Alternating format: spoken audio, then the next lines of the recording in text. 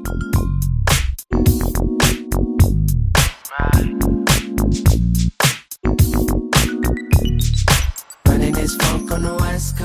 everybody, it's me, My-Linh, and I'm back with part 2 of my intro to stops, pops, and hits.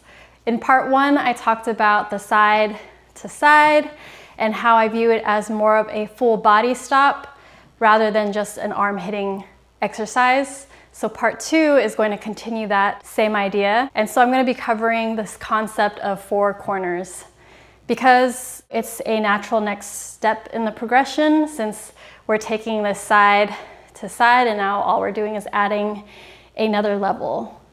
So essentially 4 corners is 2 levels of the side to side. So the first thing we're going to focus on is shifting our weight from one leg to the other leg. In part 1, we talked about it as going from side to side. For this tutorial, we can now think about it as going from front to back or down to up. So as we're leaning forward, we're shifting our weight to the front leg. As we're going back upright, we are shifting our weight to our back leg. And then again, when you're shifting from side to side, you're going from one leg to the other leg. And then again, down, forward, and up, back. So all we're doing is really shifting our weight again from one leg to the other leg. Now this is not a hard and fast rule, meaning you can play with how you want to distribute your weight across both legs. Like it can be 50-50 as you go down, so that half of your weight is on the front leg and half of your weight is on the back leg. I don't normally keep my weight on the back leg when I'm leaning forward. So I'm either fully on the front leg or somewhere in between. And then when I'm back up, it's the same. Either I'm fully on the back leg or I'm somewhere in between the front and back leg. All you need to know is that your 4 corners are basically up here and then down here. And it's really that simple. And then there's so many variations you can play with in terms of sequence, the order in which you go up, down, or side to side. Also, you don't actually have to change your facing even for 4 corners to work. The 4 corners could be from shoulder to shoulder at this height and then down here.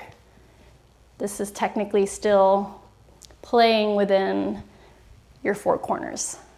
All right, so moving on, now we're gonna focus on how to activate different muscle groups in order to develop your hit. Similar to part 1 of this series, it's not important to have a visible contraction and release of the muscles because it's the action of suddenly stopping that's gonna activate those muscles anyway, and that will develop into a hit eventually. So first we wanna get used to activating specific muscles on command. The only way stopping works is if we give ourselves some momentum or movement to stop from. So in this case, we're gonna go from shifting our weight forward and back and also at the same time down and up. So you're kind of doing 2 things at the same time. So first, let's just focus on our leg muscles, creating that stop. So first we're gonna shift forward and down, use those leg muscles to stop. And then we're gonna climb back up, leaning back, and use our leg muscles to stop. Again, a little bit faster, stop, stop, stop, stop, stop, stop. One more, stop, and stop. And then we're gonna switch to the other side, leaning forward, stop, leaning back, stop, forward, stop, back, stop. You don't need to worry about having a visible hit just yet. What you want to do is just get used to even activating those leg muscles in a way that's safe and not painful. All right, so the next group of muscles we're going to work with are our abs again. So for me personally, actually using the abs to stop motion that comes from hinging is actually easier than using those abs for the side to side, but it's gonna be different for everybody. So let's see how it goes. First, we're gonna use our fingers to kind of feel out our ab muscles, and then we're going to lean forward and use our abs to stop. and then back up. Use our abs to stop. Again, forward, stop, up, stop. So you should be feeling those abs contracting as you're stopping your movement. Again, forward, stop, back, stop, forward, stop, back, stop, forward, stop, back, stop. Other side, forward, stop, back, stop, forward, stop, back, stop, forward, stop, back, stop. So the last group of muscles we're gonna work with are the pecs, shoulders, the lats, and the upper arms, which are the biceps and triceps. In part 1 of this series, I talked about how adding this upward movement of the shoulders now gives us reason to activate those muscles in order to stop the movement. We're gonna apply the same movement of the shoulders, but now we're gonna bring it down here. So as you're leaning to one side, you're gonna raise the same shoulder, and then as you're leaning to the other side, you're gonna raise the same shoulder. To kind of keep it simple, whichever leg I'm shifting my weight onto, I'm lifting the same shoulder. So if I'm leaning forward on my right leg, I'm raising my right shoulder. If I'm leaning onto my left leg, I'm raising my left shoulder. And then same when I'm going upright, same shoulder, same leg.